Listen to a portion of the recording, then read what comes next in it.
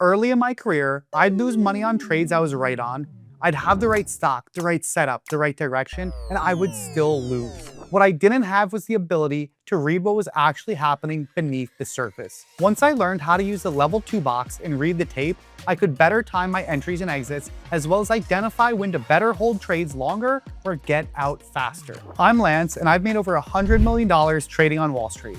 And I'll be honest with you, I could still be doing that full time. One good trade can make me more than a year from YouTube and my course. But trading took a psychological toll on me that I'm not willing to go back to. Now my goal is to give you the skills that took me 15 years to develop and hopefully save you some brain cells. And this skill, reading the tape, is one I wish someone had handed me on day one. So what is reading the tape? The term reading the tape goes back to the days of Jesse Livermore, from the famous book Reminiscences of a Stock Operator. Back in the day, there was a ticker tape that would print out the time and sales information for every transaction that would occur in each stock. Traders would use this information to know the price of the stock and create stock charts with it. The phrase reading the tape refers to traders using the size and direction of transactions to infer knowledge about large buyers and sellers, and bet on which price the stock would go next as a result. Of course, much has changed since then with the advent of electronic trading. Nowadays, reading the tape means using what's called the Level 2 box and the ECN book,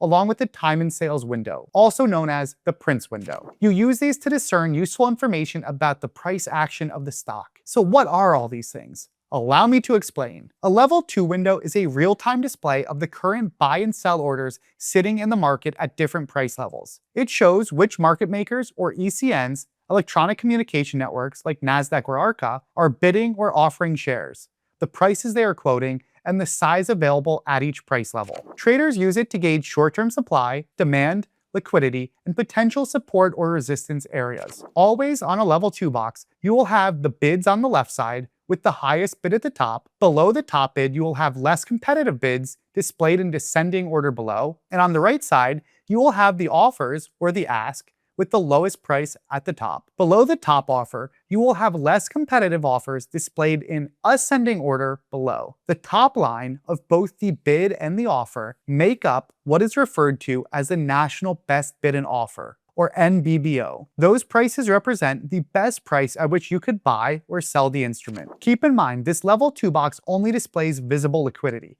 We will get into more on that later. Another important aspect to keep in mind, which takes some getting used to, is that all of the size displayed on these windows are in terms of lots. One lot represents 100 shares. If you see the number 5 next to the bid, it represents 500 shares, not just 5. A time and sales window, often called the tape, shows the actual trades that have already occurred and displays them chronologically. Even dark pool transactions, which are transactions that happen privately off the public exchange, often when institutional participants want to hide their size. The data of the transactions in this window provides the exact price, size, and time of each transaction as they happen. While the Level 2 shows resting orders that may or may not execute, time and sales shows the actual transactions that occurred. An ECN book, meanwhile, unlike the Level 2, shows the full order book from a specific electronic communication network, or ECN, such as ARCA, EDGX, or NASDAQ. An ECN is really just an electronic marketplace that matches buy and sell orders from traders, institutions, and market makers.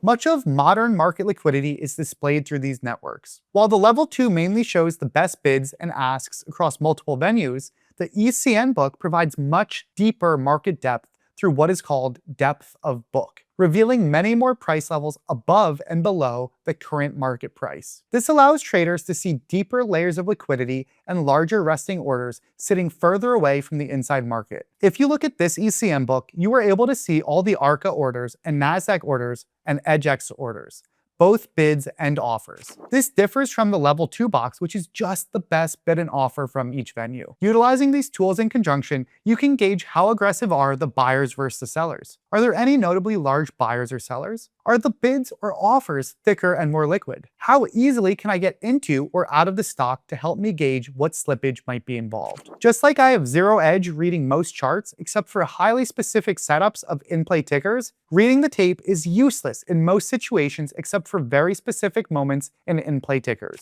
If you don't know what an in-play ticker is, make sure you check out this video of mine where I explained it. The truth is, in specific situations, reading the tape can offer an immense amount of edge. Often these times are during peak capitulations, big breakout moments, and instances of big breaking news headlines. During such situations, I find that reading the tape can sometimes allow me to get incredible entries on the turn in panics, as well as hold my winners longer and cut my losers more quickly across all types of trades. This skill set, once developed, is a perpetuity into your bank account.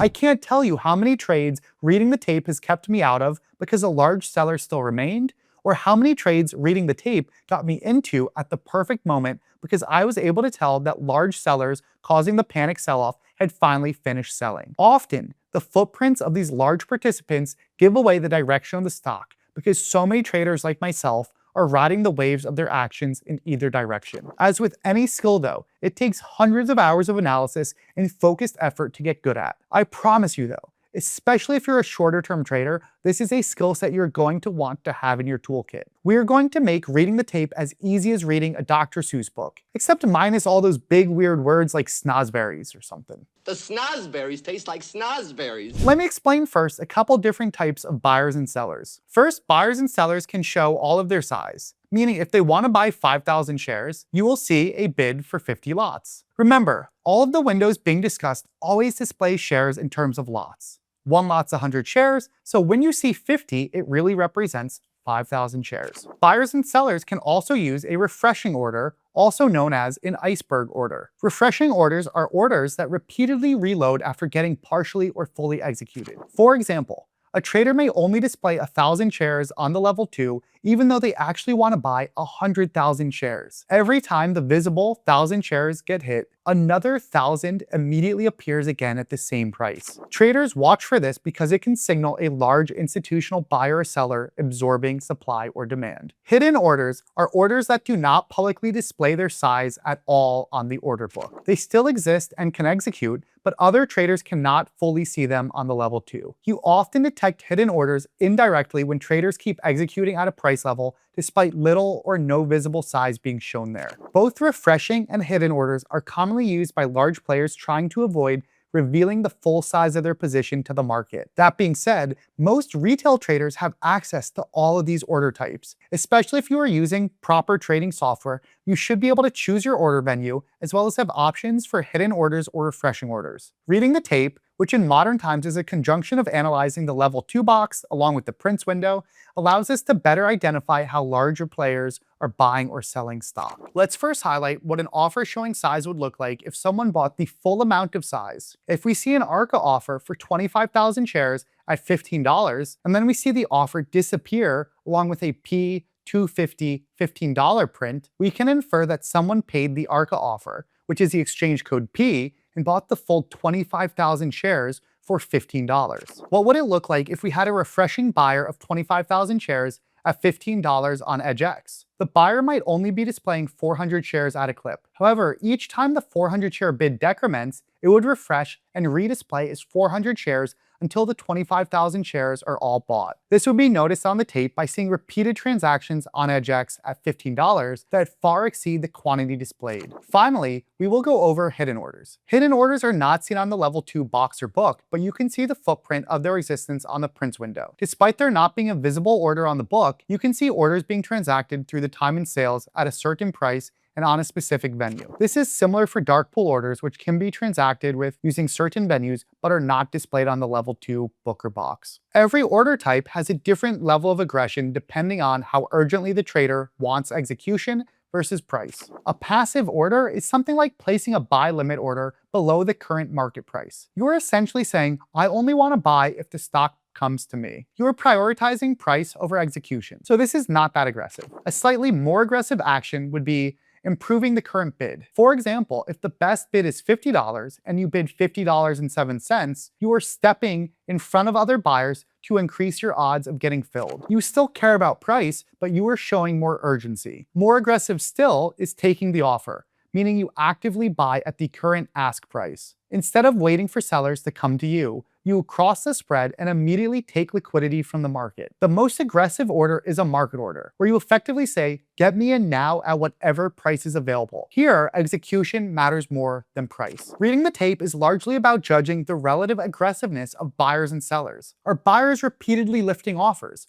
Are sellers aggressively hitting bids? Are the bids moving higher and pushing price upward, or are offers coming lower? The market is constantly revealing which side is more urgent and emotional. Strong bullish tape action often looks like buyers repeatedly taking offers, bids refreshing higher, sellers unable to push the stock down, and price quickly reclaiming pullbacks. Bearish tape action often looks like bids collapsing, sellers aggressively hitting the bids, failed bounces, and offers constantly moving lower. One of the best exercises for developing tape reading skills is watching recordings of major market moments. These could be panic sell-offs, breakouts, short squeezes, earnings reactions, or breaking news events, and narrating the price action in real time. For most of my career, I would record my trading screen using software like Camtasia or OBS. At the end of the trading day, I would cut the recording down to the most essential couple of minutes. Then after hours, I'd rewatch the key moments of the trading day, narrating what I was watching and rating the price action on a scale of -10 to +10. -10 represents complete panic and capitulation. Sellers are emotional, desperate, and highly aggressive. Buyers are backing away and liquidity is disappearing. 0 represents balance and neutrality. Neither buyers nor sellers have a meaningful edge.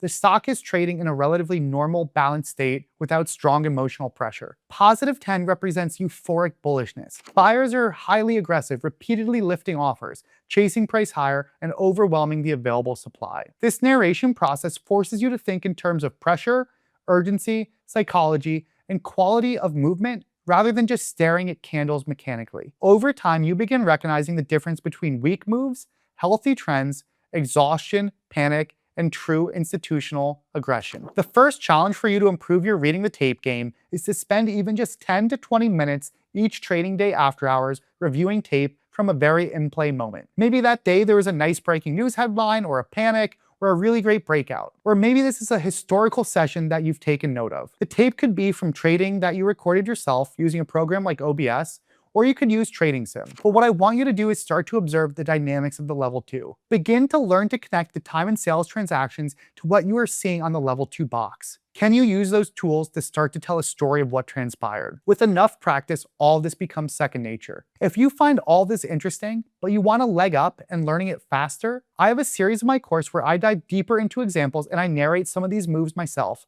so that you can see exactly what I'm talking about. The link to my trading course is in the description. Get studying so before long you can narrate the level 2 box and tell the story of the price action. Thank you for watching, hit that subscribe button, and I'll see you in the next one.